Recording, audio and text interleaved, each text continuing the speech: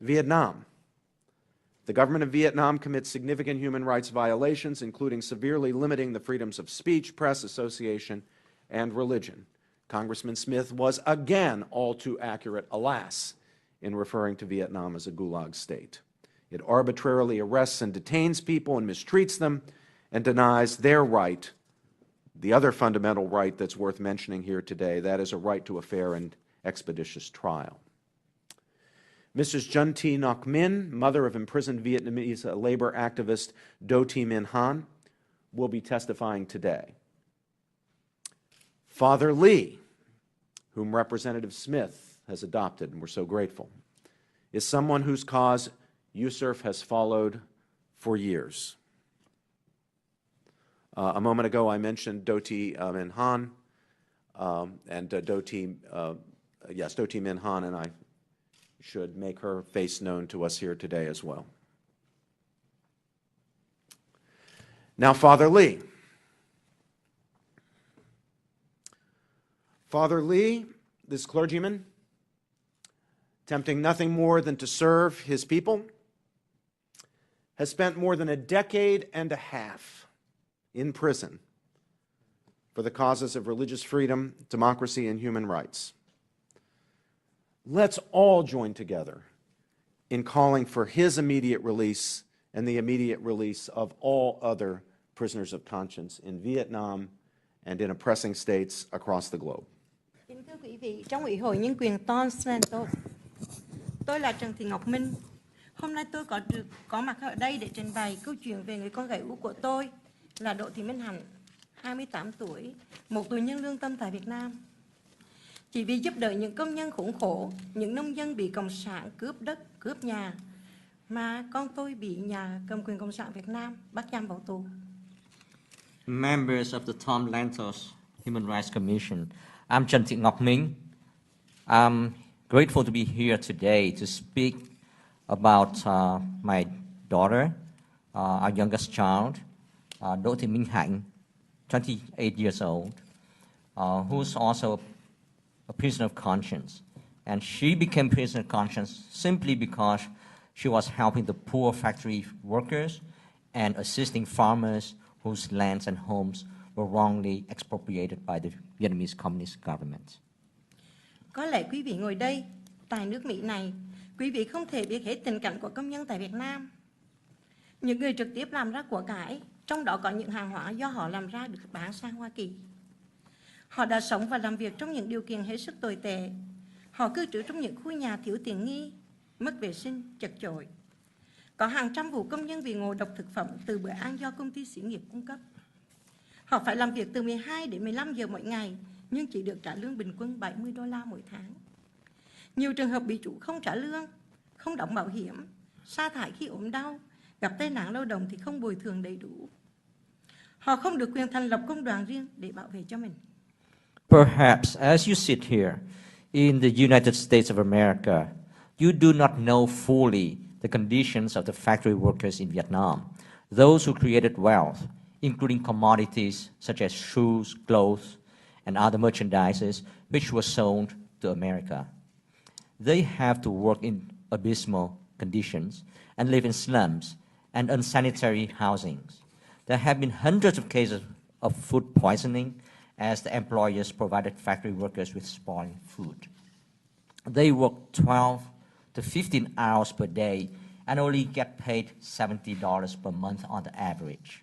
In many instances, they do not get paid, have no health or social security insurance, are fined for getting sick, and receive insufficient compensation if injured at work. They do not have the right to found independent labor unions to protect themselves.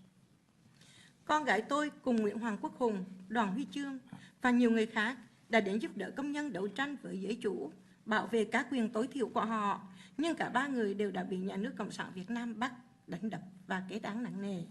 Trước đây, luật sư Lê Thị Công Nhân và nhiều người khác tham gia thành lập nghiệp đoàn độc lập đã bị kết án nhiều năm tù. Riêng Lê Trí Tuệ đã trốn chạy sang Campuchia, xin cao ủy tị nạn Liên Hợp Quốc che chở, vẫn bị công an Việt Nam sang bắt đi mất tích. Đến nay đã được 6 năm. My daughter, Đỗ Thị Minh Hạnh, and her two friends, Nguyễn Hoàng Quốc Hùng and Đoàn Huy Chương, along with others who sympathized with the desperate situation of these factory workers, helped the workers to defend their basic rights, but all three were arrested, beaten, and given severe sentences. Before them, attorney Lê Thị Công Nhân and those attempting to form independent labor unions had been sentenced to long prison terms.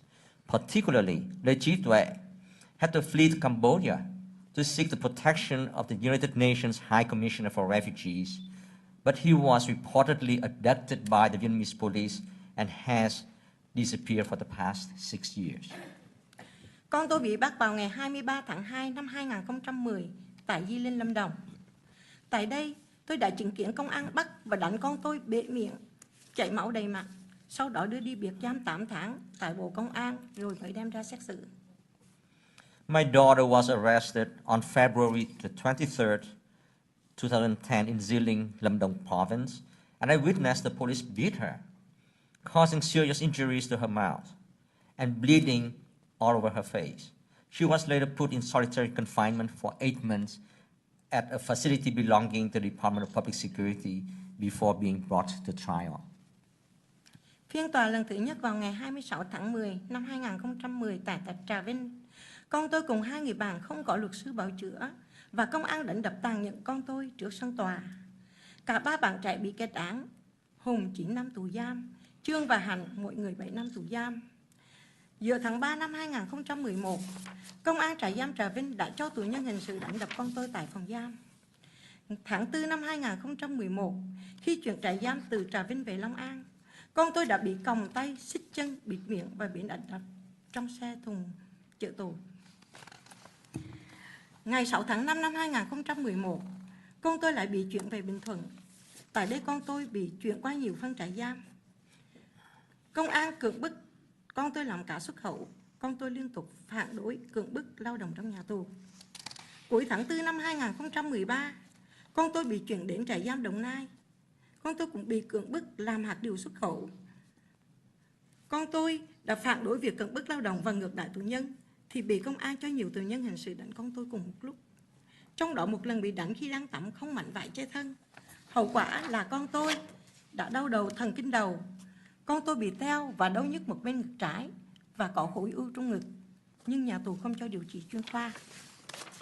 Để uy hiếp tinh thần của con tôi và gia đình tôi, ngày 2 tháng 10 năm 2013, công an chuyển con tôi cùng với nữ tù nhân tôn giáo Mai Thị Dung từ Đồng Nai đến Thanh Xuân, Hà Nội. Trên đoạn đường dài hơn 1.700 km, cả hai đang vẫn bị trói tay, xích chân trong thùng xe như những con vật và họ đã bị ngất xỉu nhiều lần. Từ khi con tôi bị bắt giam cho đến nay, công an luôn ép buộc con tôi nhận tội để được khoan hồng, nhưng con tôi không chấp thuận. At the first instance trial by the Provincial Court of Trà Vinh on October 26, 2010, my daughter and her 2 fellow activists had no defense lawyer, and I saw the police beat her again, brutally in the court's yard. They received heavy sentences, Home 9 years, Trương and my daughter, each 7 years of imprisonment. In March 2011, the Trà Vinh Province Police let common criminals beat my daughter up badly. In April 2011, while being transferred to Long An, she was handcuffed, her legs shackled, and her mouth gagged. She was beaten during the journey. On May 6, 2011, she was transferred to Bình Thuận and moved through different camps. There, my daughter repeatedly opposed forced labor imposed on her. At the end of April 2013, my daughter was transferred to Dong Nai province, where she was forced to process cashew nuts, and she opposed that as well. When she protested against forced labor and mistreatment of other prisoners, the police let a number of criminal inmates physically assault her. Once, she was beaten while taking a shower and being all naked. Due to those beatings, she suffered nervous pain. In addition, her left breast became atrophied and the pain was severe. But the prison administration did not allow her to see specialists for medical treatment. To intimidate my daughter and our family, on October 2nd, 2013, the government transferred my daughter and a religious prisoner, Mrs. Mai Thị Dung, from Dong Nai to Thanh Xuân, Hanoi. On this long journey of more than 1,700 kilometers, both of them, despite being seriously ill, were handcuffed and shackled in the van like animals. They lost consciousness several times. Since her arrest, the police has pressured my daughter to admit to having committed crimes as condition for leniency, but she has refused. Thưa quý vị, bao năm nay, Đảng Cộng sản Việt Nam đã lừa dối cả thế giới, lừa dối Liên Hiệp Quốc và cả chính phủ Mỹ về vấn đề công nhân và lao động tại nước chúng tôi. Tổng Liên đoàn Lao động Việt Nam hiện nay là do Đảng Cộng sản thành lập. Tất cả các cấp lãnh đạo đều là đảng viên Đảng Cộng sản. Chủ tịch là ông Đặng Ngọc Tùng, Ủy viên Trung ương Đảng Cộng sản. Mục đích của họ là để giám sát và kiểm tỏa công nhân, giúp đảng khai thác bóc lột công nhân. Từ năm 1995 đến nay, đã có gần 5.000 cuộc đình công của công nhân. Những cuộc đình công đó do công nhân tự tổ chức, dưới sự hướng dẫn và giúp đỡ của những người hoạt động nghiệp đoàn bí mật. Công đoàn Nhà nước Việt Nam không đứng về phía họ, ngược lại còn cho công an đàn áp, bắt giam những người tổ chức đình công. Ladies and gentlemen, for all these years, the Vietnamese Communist Party has deceived the world, deceived the United Nations and also the United States about workers and labor unions in my country. Vietnam General Confederation of Labor, VGCL, was established by the Vietnamese Communist Party. Its entire leadership is composed of communist members. Its president, Mr. Đặng Ngọc Tùng, is a member of the Vietnamese Communist Party's Central Committee. VGCL's purpose is to monitor and control the workers and help the party to take advantage of them and exploit them. Since 1995, there has been close to 5,000 strikes by workers. These strikes were organized by the workers themselves without the guidance of the labor organizers who operate, with the guidance of labor organizers who operate secretly. The labor union set up by the government has never been on their side. On the contrary, they provided information to the public security police to crack down and arrest the leaders or workers who organized the strikes. Hiện nay, có hàng trăm tù nhân lương tâm đang sống trong địa ngục trần gian tại các nhà tù Cộng sản Việt Nam như con gái tôi, như nhà sáng lập Công nông Đoàn kết Đoàn Huy Chương, sinh viên Nguyễn Hoàng Quốc Hùng, linh mục Nguyễn Văn Lý, mục sư Nguyễn Công Chính, blogger Nguyễn Bắc Hải, tiến sĩ Cụ Huy Hà Vũ, doanh nhân Trần Huỳnh Duy Thức, luật sư Lê Quốc Quân, sinh viên Đinh Nguyên Kha, tín đồ Mai Thị Dung, tín đồ Nguyễn Văn Lĩa, nhà báo Tạ Phương Tần, cựu chiến binh Nguyễn Hữu Cầu, dân oan Trần Thủy Thủy, v.v. Tôi xin cung cấp cho Ủy hội Nhân quyền Tom Lantos danh sách gần 600 tù nhân chính trị và tôn giáo kèm theo.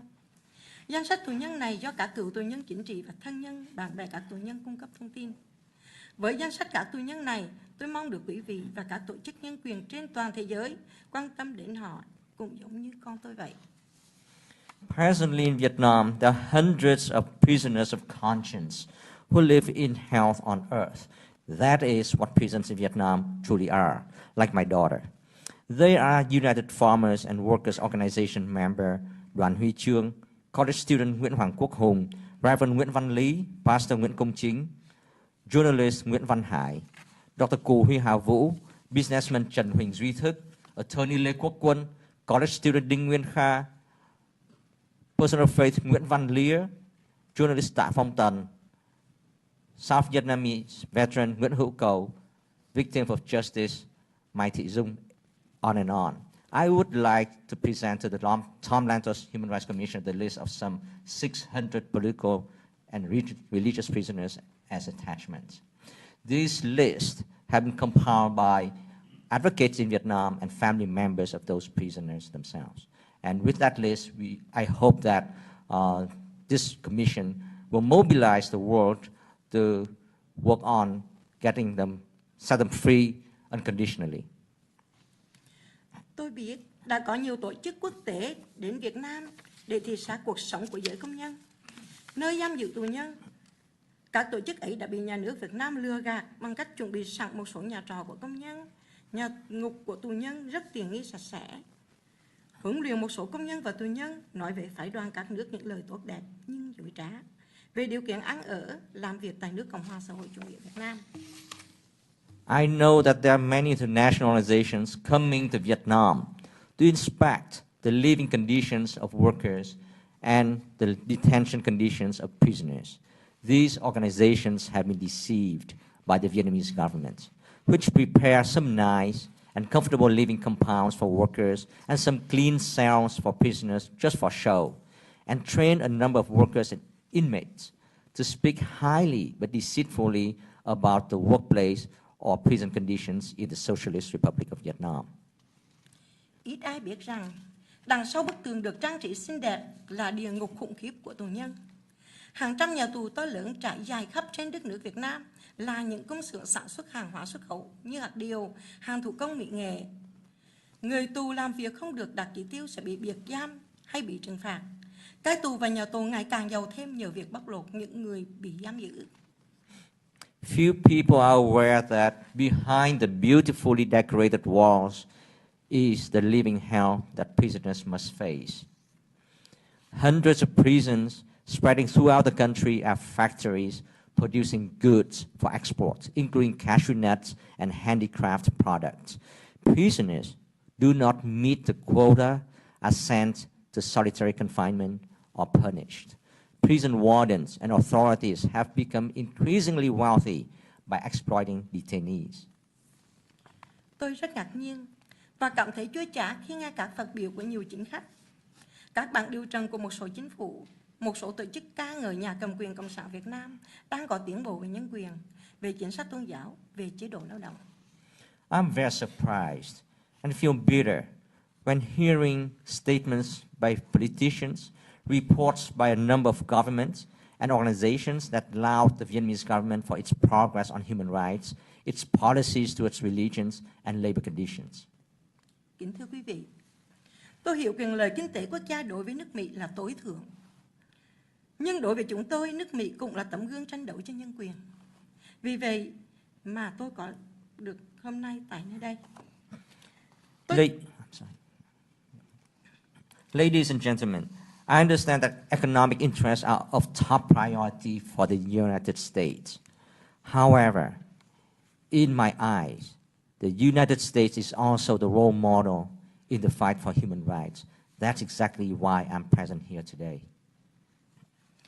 Tôi thỉnh cầu quý vị bằng vị thế của mình, xin hãy dùng mọi cách để áp lực với nhà nước Cộng sản Việt Nam, trả tự do vô điều kiện cho con tôi và tất cả những tù nhân lương tâm.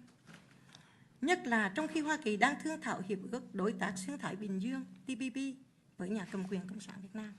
I respectfully pray to you that, from your vantage point, please use all means to pressure the Communist government of Vietnam to unconditionally release my daughter and all prisoners of conscience, especially as the U.S. is negotiating the Trans-Pacific Partnership TPP with the Communist government of Vietnam. Tôi cũng tha thiết thỉnh cầu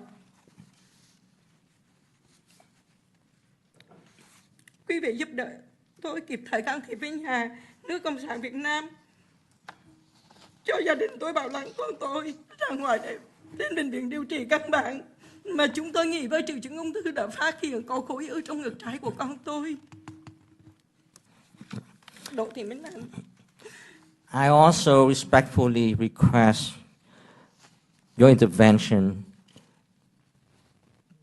to get the Vietnamese government to allow my daughter to be released from medical treatment because she got diagnosed with breast cancer.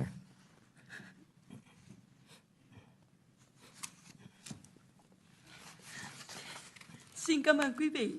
Nguyện cầu Thượng Đế chúc lành cho Hoa Kỳ và cho quý vị. Thank you, and may God bless the United States of America and all of you. Thank you very much. Mẹ một luật sư Lê Quốc Quân để từ Việt Nam xin Liên Hiệp Quốc kêu gọi để con tôi và anh em cùng đồng hành. I'm Nguyễn Thị Trâm, the mother of attorney Lê Quốc. I'm here to ask for help to get my son out of prison. And Trần Văn Huynh coming to Vietnam. And kepada Trần Huynh Ritik, Democracy activist who was sentenced to 16 years prison and 5 years probation. I come to appeal the U.S. Congress to intervene for the release unconditionally of my son. Thank you.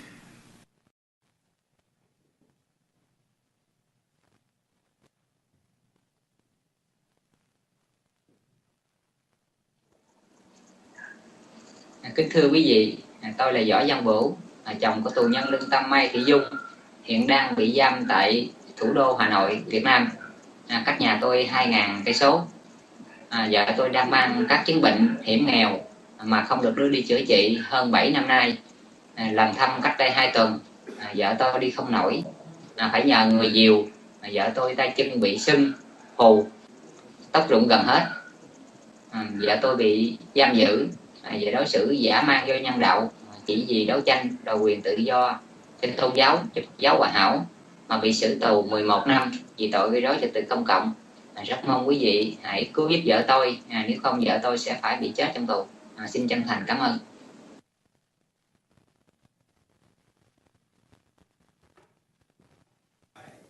Thank you, Chairman Wu, Chairman McGovern, and other members of the Commission for allowing me to speak on behalf of my son, as well as Lê Quốc and Đinh Nguyên Kha, whose mothers are sitting right here next to me. We are here because our sons remained in prison in Vietnam. We asked for your intervention because our son did nothing wrong.